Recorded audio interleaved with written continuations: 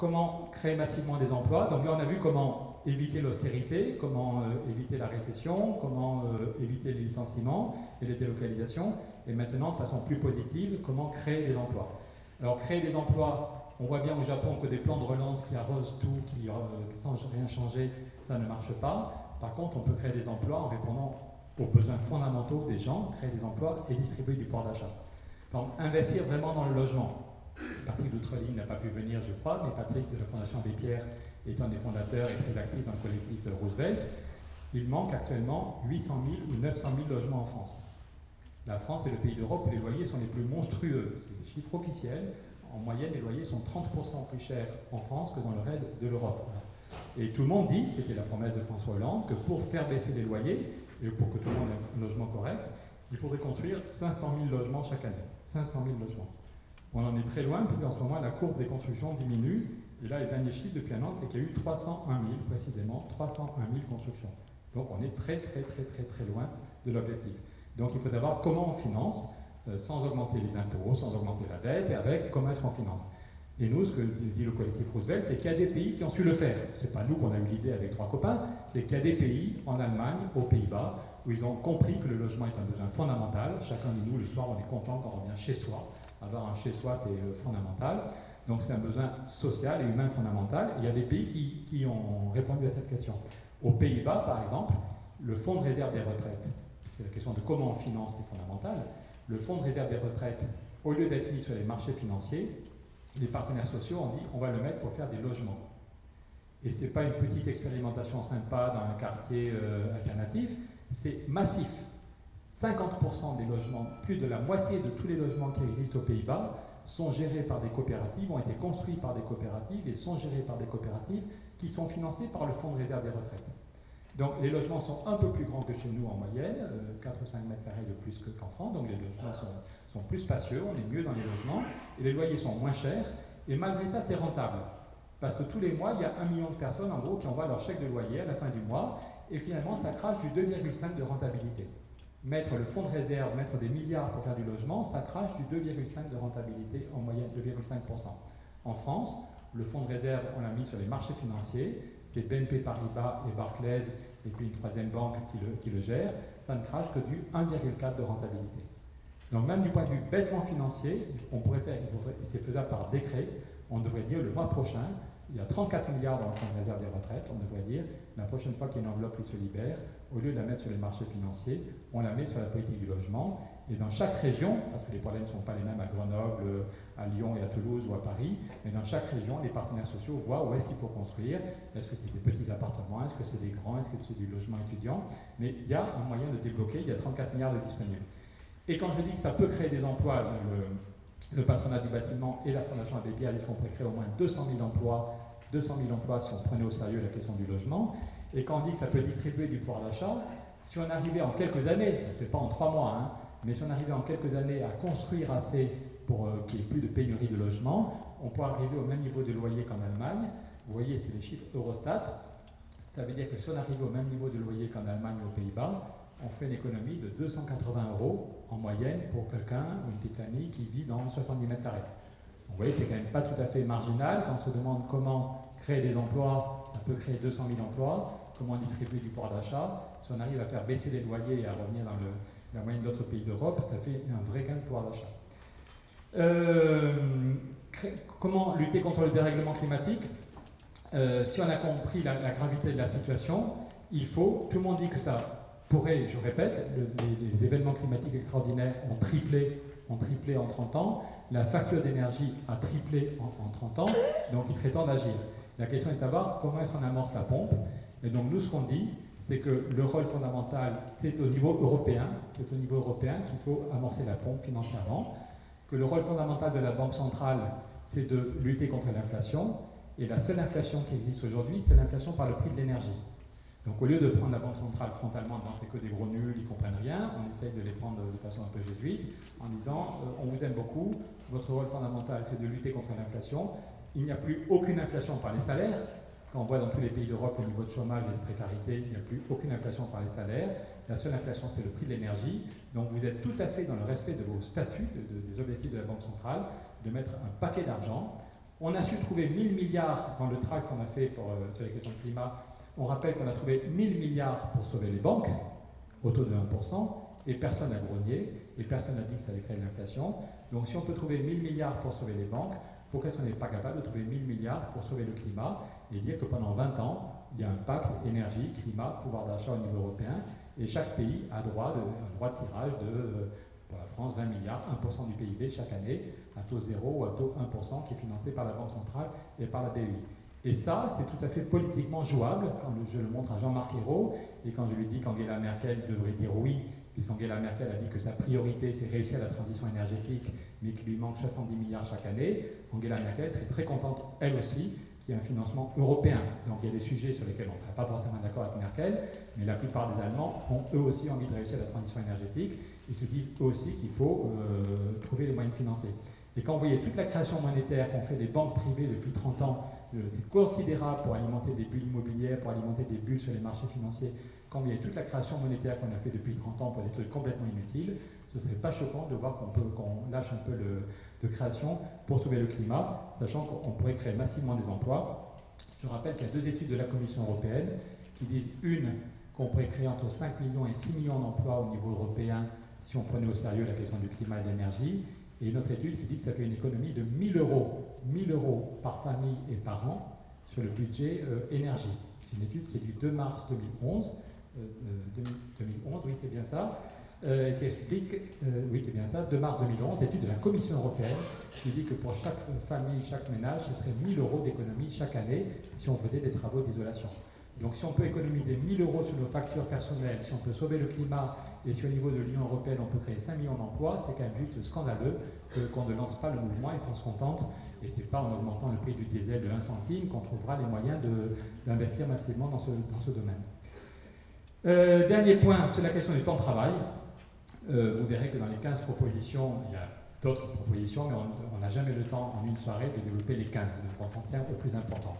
Et on finit par celle qui est en même temps la plus importante en termes de création d'emplois, et qui est aujourd'hui le sujet tabou en France, c'est la question du temps de travail. Si on est d'accord pour dire que la crise, que le problème fondamental de notre pays, c'est le chômage, et que c'est la cause fondamentale en plus de la crise financière. Donc ça vaut le coup de se demander, bon sang, d'où vient le chômage? Pourquoi, depuis 30 ans ou 40 ans, dans tous nos pays, le chômage et la précarité augmentent? Quel est le bon diagnostic? D'où vient le chômage? Est-ce que c'est la mondialisation? Parce qu'en gros, ce qu'on entend un peu partout, c'est que c'est la mondialisation qui est responsable du chômage. Est-ce que c'est vrai? Est-ce que c'est sérieux? Il y a là Daniel Cohen qui explique que c'est 10 ou 15% des destructions d'emplois industriels qui viennent effectivement de la mondialisation mal régulée. Le fait que la Chine ne respecte aucune règle sociale, le fait que l'Allemagne n'ait pas de salaire minimum, effectivement, il y a des délocalisations. C'est un vrai problème, mais c'est 10 ou 15% du problème. Mais 85 ou 90% du problème, c'est le fait qu'on n'est pas capable de gérer nos gains de productivité. 90% du problème du chômage viennent de notre incapacité à gérer la productivité. La mondialisation n'est pas coupable, dit Krugman. Quand vous voyez l'évolution de la production industrielle sur notre territoire, jusqu'en 2008, jusqu'à la récession, la production industrielle, elle augmentait. Ok, il y a des délocalisations, et c'est souvent scandaleux, mais vous voyez, si la courbe de la production s'effondrait, on pourrait dire voilà la cause du problème. Or non, malgré les délocalisations, la production industrielle sur notre territoire continuait d'augmenter. Et il y a 2 ans, j'étais invité à Romans-sur-Isère. Quand vous arrivez à Romans-sur-Isère, c'est sinistre, vous voyez que des usines de chaussures qui ont été délocalisées. Je me suis dit, ce soir, je vais avoir du mal à expliquer que le problème principal n'est pas les délocalisations. Mais j'ai un côté basco-béarnais un peu têtu, et donc une fois que j'ai mon PowerPoint, j'y vais, et j'explique, même à Romans-sur-Isère, que oui, il y a un problème de délocalisation, mais que globalement, ne nous trompons pas, ça n'est pas le problème principal. Et au premier rang, devant 300 personnes, il y a le maire de Romans-sur-Isère qui dit « Monsieur Larouturou, je suis tout à fait d'accord avec vous. Vos courbes, c'est pour la France, c'est pour la zone euro, c'est pour les États-Unis, mais il dit « J'ai fait le calcul, moi, sur Romans-sur-Isère. » Et il faut dire en même temps que ceux qui ont délocalisé, c'est des voyous, il a même employé des mots plus vulgaires, ils nous ont menti. Ils ont menti aux salariés, ils ont menti aux élus, ils avaient promis qu'ils garderaient les salariés, en fait ils voulaient juste acheter la marque, ils ont foutu tout le monde dehors, donc c'est des salauds, donc il faut se battre contre eux, mais en même temps, il disait, en même temps, la République, ça n'est pas surfer sur la peur des gens. La République, c'est parler à l'intelligence et à la conscience des gens, et si on parle à l'intelligence des gens, il disait, j'ai fait le calcul sur Romans-sur-Isère, Il y a des boîtes qui ont délocalisé, mais il y a aussi des boîtes qui produisent plus pour l'Europe, pour l'exportation. Et donc la production industrielle n'a pas reculé. Même avec les délocalisations, sur le canton de Romans-sur-Isère, la production industrielle n'a pas reculé, alors que l'emploi a reculé. Donc pourquoi est-ce que l'emploi recule alors que la production ne recule pas? C'est du fait des gains de productivité. Aux États-Unis, cette courbe, c'est Robert Reich aux États-Unis qui relance le débat. Robert Reich était le grand ministre du Travail de Bill Clinton et qui montre comment l'emploi industriel, c'est la courbe la plus visible, l'emploi industriel se casse la figure, mais que la production industrielle est parfaitement stable. Donc pourquoi est-ce que l'emploi se casse la figure alors que la production en fait, sur le territoire reste stable? C'est les gains de productivité. Grâce aux robots, grâce aux ordinateurs, grâce à l'intelligence des gens, on peut produire autant, plus, avec moins de travail. Quant à la question des délocalisations, vous voyez que par exemple, la question de la Chine est fondamentale. Hein, je l'ai dit il y a 5 minutes, la Chine ne respecte aucune règle sociale, aucune règle environnementale. Mais cette courbe, c'est la balance commerciale de la Chine depuis 1980. Vous voyez que c'est seulement depuis 2006 que la Chine est vraiment dangereuse. C'est seulement depuis 2006 qu'il y a un excédent commercial important. Or, le chômage et la précarité, c'est depuis 1974. La baisse des salaires, c'est depuis 1980 dans tous nos pays. Donc on ne peut pas, c'est pas sérieux, ça ne marche pas intellectuellement, et donc on ne pourra pas avoir des solutions efficaces.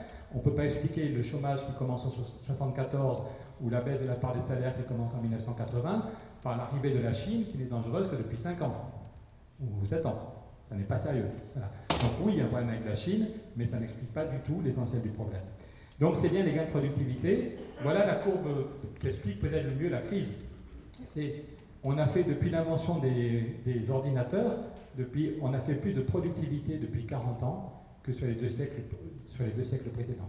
L'efficacité du travail humain, je le répète, grâce aux ordinateurs, il n'y a qu'à voir tous les ordinateurs qui sont ici dans cette salle, grâce aux robots, les robots à machine, les commandes numériques, qui travaillent le métal, qui travaillent le bois, qui travaillent même la farine et le pain à notre place, grâce à l'intelligence. On est dans une école d'ingénieurs ici, on a multiplié par 7 le nombre d'étudiants en France depuis 30 ans. En fait, vous vous rendez compte, on a multiplié par 7 le nombre de gens qui font des études supérieures, sans compter les milliards qu'on met dans la formation continue. Donc toute cette intelligence qu'on met dans les têtes et dans les machines, fait qu'on a fait des gains de productivité colossaux et qu'on produit beaucoup plus avec moins de travail. Et la difficulté, c'est que tous nos grands chefs sont incollables sur la première révolution. Quand vous allez sur Wikipédia, vous voyez, ils ont tous fait HEC ou l'ENA entre 1974 et 1980. Et donc, la révolution informatique, ils n'ont pas étudié. Ils sont tous incollables sur la première révolution. C'était Ford et Taylor, ce qui était déjà à l'époque une vraie révolution. Mais vous voyez qu'à l'époque, ils étaient encore 5 ou 6 autour de la chaîne de travail. Ceux qui ont vu le Charlot, les temps modernes, se souviennent que Charlot fout le bazar, mais il y a encore assez de salariés pour foutre le bazar autour d'une chaîne. Tandis qu'aujourd'hui, la révolution qu'on vit, quand vous allez dans une usine qui fait des voitures, vous pouvez faire 50 mètres le long d'une ligne, il n'y a que des robots et des machines à commande numérique, et c'est l'ordinateur qui vérifie que le robot a fait son boulot.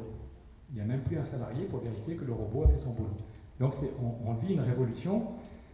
Les gains de productivité, vous voyez, la révolution de Ford et Taylor, c'est ça, tandis que depuis qu'on a inventé les ordinateurs, c'est ça.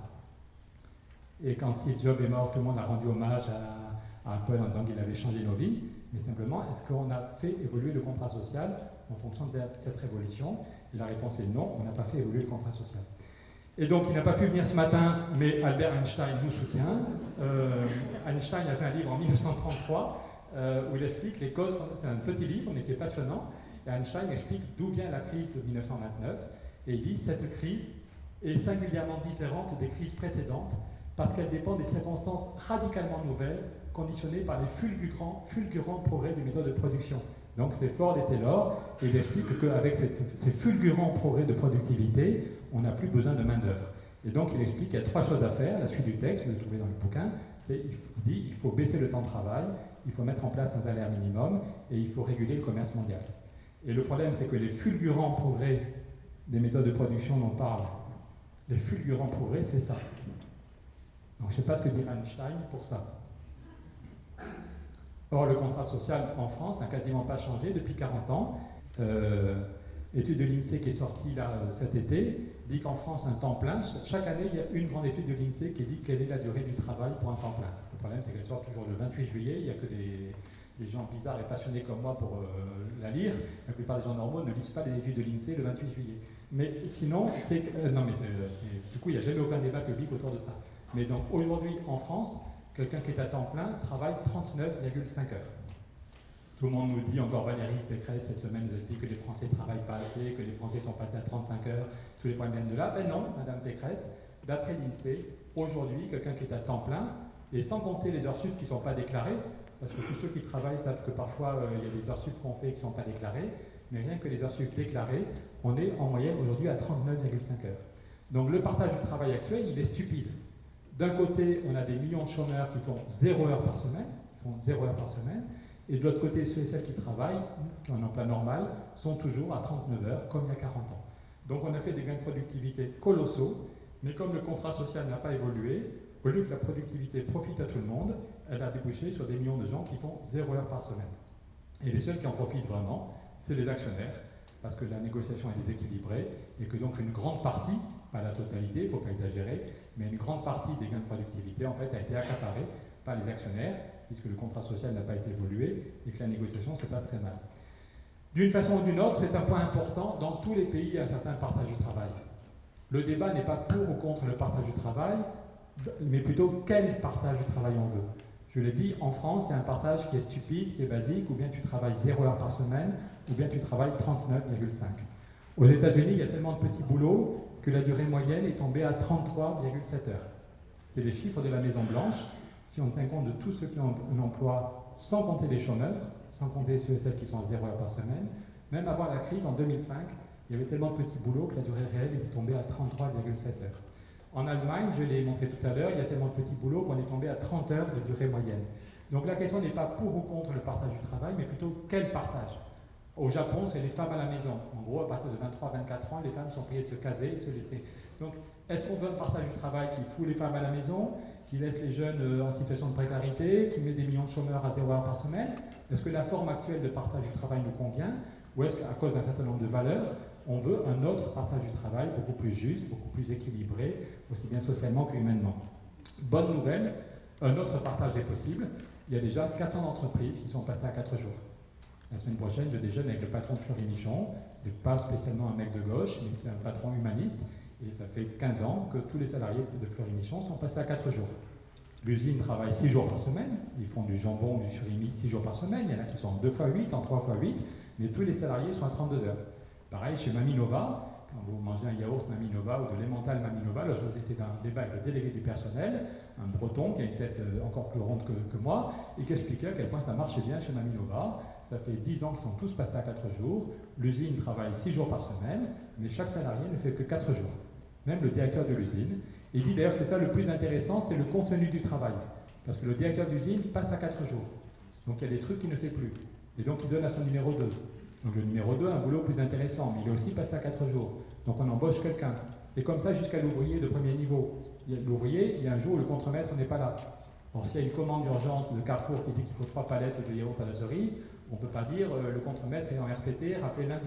Donc ça veut dire qu'on a fait une formation pour que les ouvriers de premier niveau puissent répondre à des clients et puissent dire on arrête les yaourts nature et on passe aux yaourts cerises. Donc ça veut dire qu'ils sont capables de prendre des décisions et de, voilà. Donc le plus intéressant et le plus compliqué, ça a été enrichir le travail.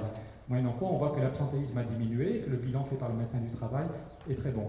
Donc au total, il y a déjà 400 entreprises qui sont passées à 4 jours, donc, y compris à Rouen, une auto-école. J'étais dans un débat public et il y a un gars qui se lève en disant vous savez, je suis dans une auto-école, on est tous passés à 4 jours, ça a permis d'embaucher un moniteur en plus. Et chacun prend sa journée de RTT comme il veut, mais on est tous là le mercredi et le samedi, parce que c'est le mercredi et le samedi qu'il y a le plus de gens qui viennent pour apprendre à conduire. Donc avec la même masse salariale, ça nous permet de mieux accueillir les clients, et chacun prend sa journée le mardi ou le jeudi ou le vendredi comme il veut. Donc on a des exemples un peu dans tous les métiers, ce qui prouve que c'est faisable partout. C'est faisable partout, si c'est souple, si c'est... Il y a 28 organisations différentes chez Maminova. Ils sont tous passés à 4 jours, mais ceux qui sont à la comptabilité ne travaillent pas comme ceux qui sont aux méthodes ou à la qualité ou ceux qui inventent les nouveaux produits. Mais ils sont tous passés à 4 jours et ils ont créé 130 emplois. Donc c'est faisable, on ne dit pas que c'est facile, il y a souvent plusieurs mois de rodage, il faut mettre en place des règles pour savoir par exemple que il y a des entreprises qui disent que le mardi et le jeudi, tout le monde doit être là pour qu'il y ait des réunions de coordination, sinon on a des problèmes de coordination. Donc oui, c'est un chantier, c'est un vrai chantier, il y a de la formation, il y a de la réorganisation, mais si on n'est pas capable d'ouvrir ce chantier, je ne sais pas comment on en sort. Et il y a une étude du ministère du Travail, un copain qui était au cabinet de Martine Aubry nous avait fait une fuite en 1997, Et à partir des 400 pionniers, des 400 entreprises qui sont déjà passées à 4 jours, le ministère avait fait une étude qui disait qu'on pourrait créer 1 600 000 emplois. Si tout le monde passait aux 4 jours avec le financement qu'on propose, c'est-à-dire que quand l'entreprise passe à 4 jours, si elle crée 10% d'emplois, c'est une condition qui est fondamentale, parce que dans les lois sur les 35 heures, il n'y avait pas de création d'emplois, et que nous on dit, s'il y a bien passage à 4 jours, c'est souple, mais tout le monde passe à 4 jours, et 10% d'emplois en CDI, l'entreprise arrête de payer les cotisations de chômage. Et du coup, c'est possible sans augmenter les coûts pour l'entreprise, sans augmenter les dépenses salariales, et sans baisser les salaires, on s'y retrouve. Donc au total, on pourrait créer 1 600 000 emplois. Ce qui est étonnant, c'est que c'est devenu un sujet tabou. Aujourd'hui, à gauche, il n'y a que nous qui osons en parler, et puis quelques syndicalistes, alors que, souvenez-vous, c'est Balladur qui avait mis en place en 1995 une équipe qui avait répondu le rapport Boissonnat, peut-être que certains s'en souviennent, et c'était à la une des journaux. Le rapport Boissonnat proposait une réduction de plus de 20% du temps de travail d'ici 2015. Pour ne pas faire peur aux bourgeois, ils avaient pris un calendrier long, mais ils expliquaient qu'il fallait une réduction de 20 à 25% du temps de travail d'ici 2015. En 2015, on y est bientôt, et pour un temps plein, on est toujours à 39 heures, et des millions de chômeurs font 0 heure par semaine. Donc il faut absolument qu'on arrive à relancer ce débat. C'est pour ça qu'on rencontre bientôt le patron de Fleury-Michon, qu'on rencontre des syndicats. On voudrait donner la parole à des patrons, à des salariés qui sont passés à 4 jours. On va faire des vidéos pour montrer que c'est possible. Ce n'est pas la seule solution, ce n'est pas la baguette magique, mais si on avait en même temps une vraie politique du logement, une vraie politique sur le financement des PME, une vraie politique sur le climat et sur l'énergie, une vraie politique sur l'économie sociale et solidaire, une vraie politique sur le temps de travail, si on fait tout ça, on peut créer plus de 2,5 millions d'emplois. Donc au lieu d'attendre un retour miraculeux de la croissance qui va régler tous les problèmes, évitons la récession, donnons de l'oxygène à nos finances publiques et mettons en place ces politiques, on pourrait sortir de la crise comme ça.